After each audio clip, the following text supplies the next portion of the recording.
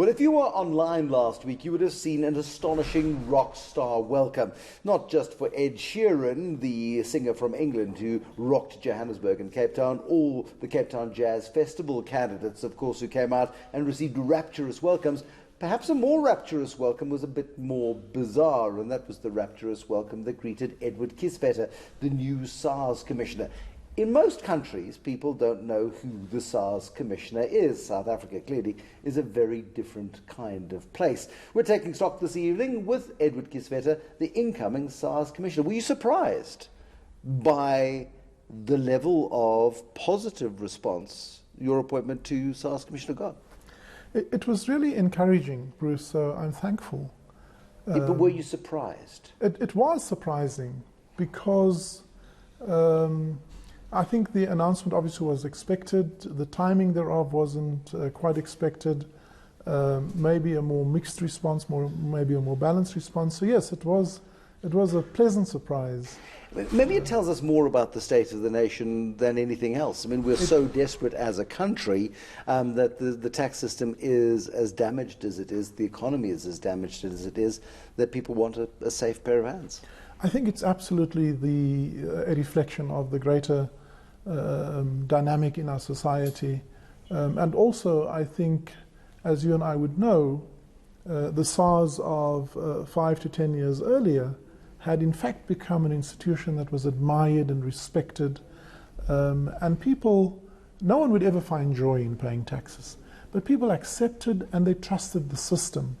And I think the fact that the Nugent Commission report tells us the extent of the hollowing out and the erosion of governance and good systems and trust, I think it's that context that makes this announcement such an important announcement, and I guess why there's such a positive reception. Fools go where angels fear to tread. I mean, you're taking on a gargantuan task. You were last at SARS, where you ran the large business unit and the high net worth individuals unit. You've been there for a long period of time during the time of Pravin Gordhan.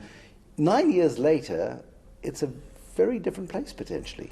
Do you know what you're getting yourself into? In some ways it is, in other ways it's not. Where it's the same is that many thousands of good men and women who were there when we were there are still there. And whilst they've become demoralized and lost trust in the leadership, I think there is a huge opportunity to embrace them, to re-engage them, and that will be part of what will bring a turnaround in momentum. Then clearly the second area where we would have to address is the erosion of skills, people who had left because they were either ostracized or marginalized. I think there's an opportunity to re-engage some of those people on a case-by-case basis. And then thirdly, to ensure that we, having the point you made that time has moved on, to also take stock of where we are right now. And technology has moved on, systems, you have blockchain, you have artificial intelligence, you have algorithms, machine learning, big data, and certainly this also creates the opportunity to re-embrace and re-modernize SARS so that it's actually future-proof. Because what we got from the Nugent Commission, this very clear sense that SARS, which was once at the cutting edge of technology, was once able to be a very effective, was able to monitor people very effectively, was able to gauge where money was coming from, has lost much of that skill set simply because the tech has moved on and SARS has stayed stuck in technology from a decade ago. Actually, the technology is not that far out of date.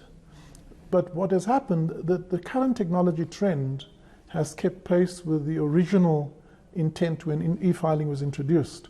I think there's an opportunity now to step change that, given the exponential nature of innovation and change, and I'm certainly excited about what that would mean for a smarter, more intelligent SARS in the future. How do you go into an environment which will be, I'm sure, receptive to you, but there will be elements in there that will be hostile? There is possibly a criminal element, certainly a hostile element who won't like what you propose to do when you come in to drive the change that you foresee. I'm under no illusion that this is a tall order, it's a tough task, and I will need all the help I can get.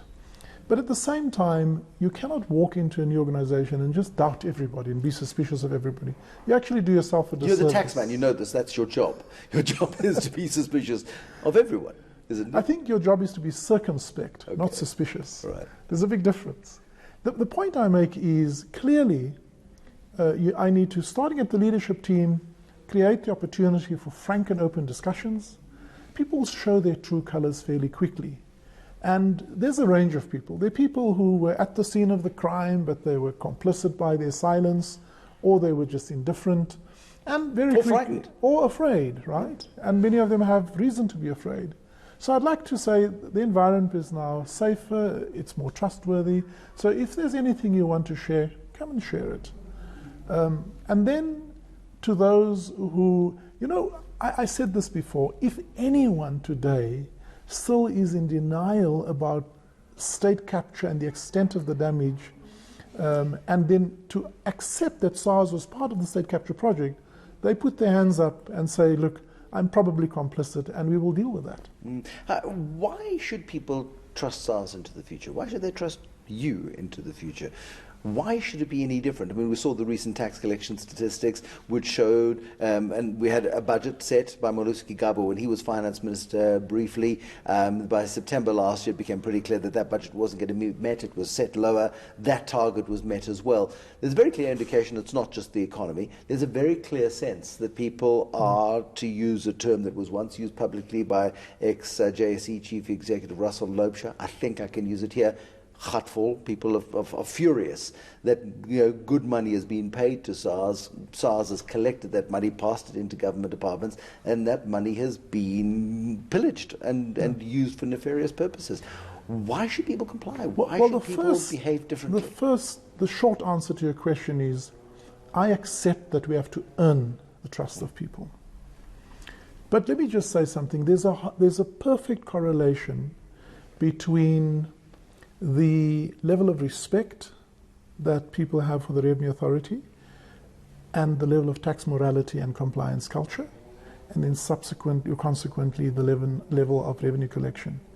And so I accept that people have lost faith, they've lost trust, and there's a range again.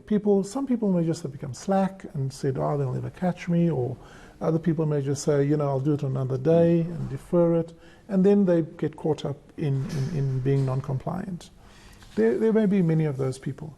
But there are also people who said, this is actually a wonderful opportunity for me with intent and deliberately under-disclose my income, under-declare, hide some stuff, and we know that there's an element of that. And thirdly, we also know there's an illicit economy that's thriving under the radar. And so we need to be plugged into that economy. And I think people will earn trust for a number of things. Firstly, when they can sense that they can believe the words we speak, we say what we mean what we say. Secondly, that we are even-handed and fair to the large body of taxpayers who are honest and want to do there and provide them with a great service. But also, they want to see that we take action against those who have deliberately and even criminally defrauded the fiscus. We're talking to Edward Kieswetter, the incoming SARS Commissioner. Now, Helen Zille is on record as suggesting that South Africa was ripe for a tax revolt.